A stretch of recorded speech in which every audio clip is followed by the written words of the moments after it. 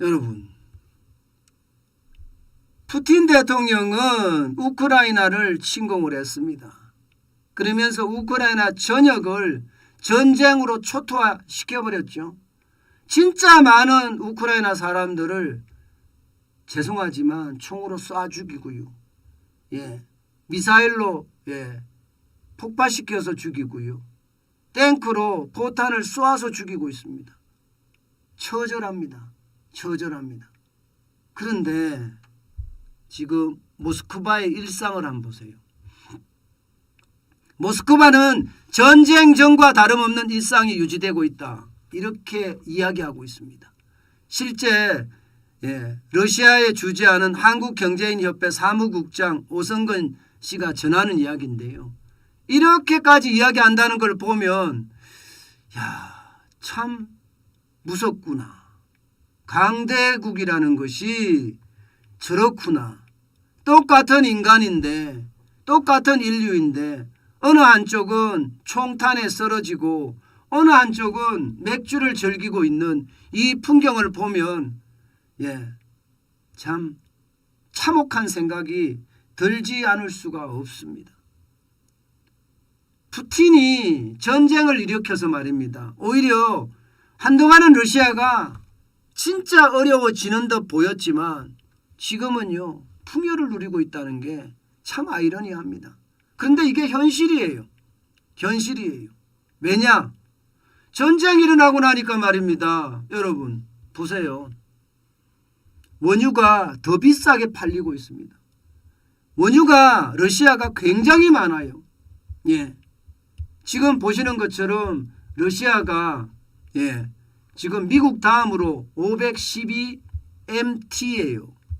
어마어마한 매장량을 갖고 있습니다. 생산도 하고요. 사우디아라비아가 우리가 많다고 이야기하지만 사우디아라비아보다도 러시아가 원유는 더 많이 생산합니다. 미국이 물론 단연 1등이죠. 722MT니까요. 그 다음에 캐나다, 이라크, 중국, 아랍에미레이트, 브라질, 이란, 쿠웨이트 순입니다. 중국도 201이나 됩니다. 중국도 201이나 된다는 것은 여러분 중국도 원유는 많다는 이야기예요. 그런데 자국 원유를 안 쓰고 일단 수입해서 쓴다는 이야기가 되는 겁니다. 어쨌든 러시아는요 이 원유 팔아서 지금 나라 경제가 빵빵 돌아간다는 거예요. 사실은 러시아가 우크라이나를 침공함으로써요 서방하고 쉽게 말하면 제재를 가했잖아요. 그런데 이것을 사주는 데가 있는 거예요. 러시아 거를. 어디가 사주느냐? 바로 인도가 사주고요.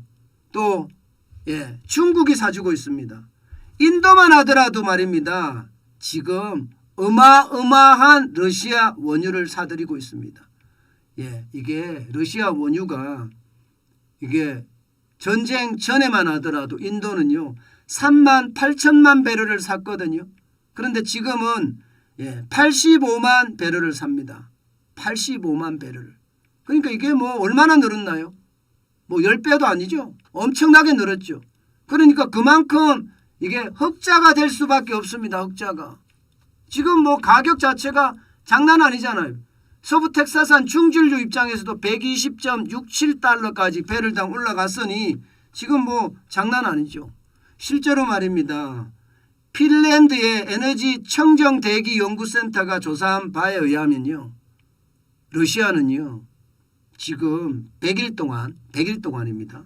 100일 동안이면 2월 24일 침공할 때부터 6월 3일까지예요. 화석 연료 수출로만 125조를 벌었습니다. 125조. 화석 연료 수출로 930억 유로니까 우리 돈으로 하면 125조예요. 하루 평균 말입니다. 9억 3천만 유로, 우리 돈으로는 1조 2,500억 원을 벌어들이고 있습니다. 그러니 이게 우크라이나하고 전쟁하면서 하루에 포탄이나 쏘아 넣는 게 전쟁 물자가 8억 4천만 유로거든요. 1조 1,300억 원 정도 됩니다. 이거를 충당하고도 지금 남고 있어요. 이런 걸 보면 말입니다. 러시아의 우크라이나 침공은 쉽게 끝나지가 않는 거죠. 쉽게 끝나지가. 앞으로도 더 심각하게 갈 가능성이 크다는 이야기가 되는 거고요. 올해 러시아의 무역 흑자는요. 여러분 놀라지 마세요.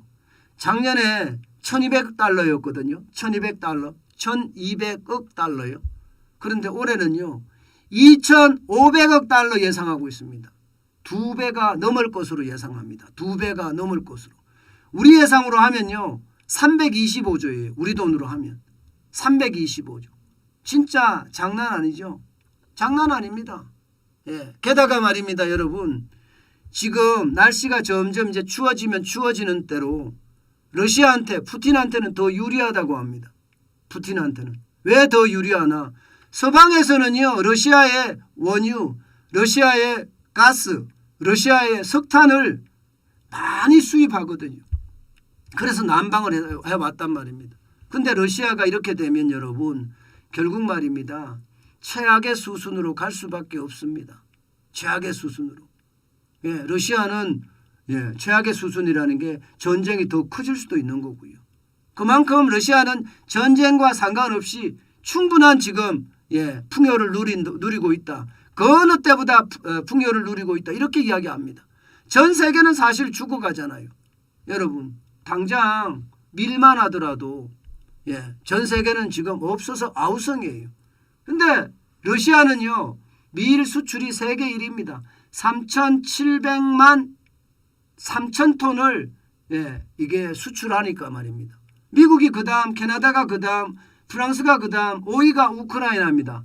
1,800만 1,000만 톤. 1,800만 1,000톤. 이렇게까지 이게 수출을 하는데 이것도 가격이 또 올라갔잖아요. 이것도 가격이 지금 밀 가격이 천정부지라고 해요. 게다가 말입니다. 밀의 파종 시기를 놓쳐서 밀의 가격은 지금 계속 올라간다고 합니다. 그러면 러시아는 더 좋아지겠죠. 더 좋아집니다. 그러니 어떤 분들은요. 푸틴이 바로 이런 것을 노리고 러시아의 어떤 경제 위기가 굉장히 심화되고 있는데 이 경제 위기를 타개하는 방법으로 결국은 전쟁을 일으킨 것은 아닌가 그렇게 이야기를 합니다. 그 말은 여러분 자국이 살기 위해서 그죠? 러시아가 살기 위해서 다른 나라는 짓밟아도 된다 이런 얘기가 되는 건가요? 그냥 놔뒀으면 러시아 경제 위기는요. 감당하지 못할 만큼 굉장히 어려워질 수도 있다고 얘기했었습니다. 그런데 이 전쟁으로 인해서 러시아는요. 무역 수지가 어마어마한 흑자를 내고요. 그 흑자를 기반으로 러시아는 오히려 더 풍요를 누린다. 이렇게 이야기하고 있습니다. 참 안타까운 현실이죠. 지금 우크라이나는 보세요. 우크라이나는 그야말로 난리도 아니잖아요. 실제 러시아는요. 여러분 보시다시피 기준금리가 전쟁 전으로 돌아갔습니다. 전쟁이 나자마자 러시아의 기준금리는 20%까지 올렸거든요. 지금 6월 10일 현재는 9.5%까지 내려졌습니다. 그러니까 전쟁을 일으키고 나서 러시아는 굉장히 좋아졌다는 거예요. 실제 거기에 러시아에서 사는 사람들도 똑같이 이야기합니다. 해외에 나가는 건 좀 불편하다. 그렇지만 러시아 내에서 물가가 오른 것도 정부가 통제하기 때문에 그 오른 걸 그렇게 많이 못 느낀다. 그러면서 풍요를 누리고 있다는 거 아닙니까? 이 와중에 우크라이나 보세요. 우크라이나는요. 참혹합니다. 참혹해요. 그야말로 많은 사람들이 전쟁을 통해서 총에 맞아 죽고 포탄에 맞아 죽고 미사일에 맞아 죽고 집도 말입니다. 넘어가는 거 일상사고요. 모든 사람들이 거처가 없어서 이렇게 집단 생활을 하고 있을 정도예요. 집단 생활을. 어떤 나라는 말입니다. 풍요를 즐긴다 이야기를 하는데 어떤 나라는 지금 풍요는 고소하고 말입니다. 최악의 상황이 오고 있다. 이런 이야기가 되는 건가요? 최악의 상황이 오고 있다. 결국 말입니다. 여러분. 이게 강대국의 논리 자체가 저는 충격적이 될 수도 있다고 생각을 합니다. 어느 나라는 진짜 이렇게 풍요를 누리고 있고 러시아는요. 반면에 한 나라는 최악으로 가고 있고 이게 남의 일 같죠. 저는 이게 남의 일이 아니라고 생각을 합니다. 대한민국 같은 나라도 똑같은 상황에 언제든지 취할 수 있다고 생각을 해요. 우리가 진짜 정신 바짝 차리지 않으면요. 우리는 언제 어느 때 이와 같은 상황이 우리에게 그대로 전파될 가능성 굉장히 크다고 봅니다. 여러분 지금 우리는요. 내부에서 싸우니라고 정신없습니다. 갈라치기를 해서 말입니다. 노조와 정부는 지금 장난 아니게 싸우고 있고요. 또 좌파 우파 나눠져서 싸우고 있고요. 지역도 사실 나눠져서 싸우고 있는 중이에요. 도대체 우리는 언제까지 이래야 되나요? 왜 우리끼리 총질을 하면서 우리끼리 죽이고 있죠? 사람이 죽지 않는다 뿐이지 지금 국력은 다 소모되고요. 언젠가 러시아의 어떤 침공처럼 그런 침공이 언제든 올 수 있거든요. 그런 상황이라면 지금 우리는 긴장하고 또 긴장해야 됩니다. 그래야지 우리의 어떤 자존을 지켜낼 거예요. 우리도 말입니다. 중공이 침공한다든가 중공이 뭐 우리나라를 침공한 이유가 없다. 그런 거는 저는 단정 지을 수는 없다고 생각해요. 언제든지 김정은은요. 남한 정벌이죠. 남벌을 할 수 있다는 그런 이야기가 나오잖아요. 저는 이런 상황이 계속된다면 우리에게는요. 그만큼 치명상으로 갈 가능성이 크다. 저는 그런 생각해 봅니다. 제발 대한민국을 위해서 국가와 민족만 생각하면 어떨까요? 국가와 민족만 생각하는 그런 사람들 대한민국에 차고 넘치면 어떨까요?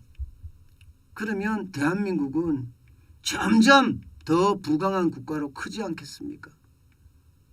저는 그랬으면 좋겠어요.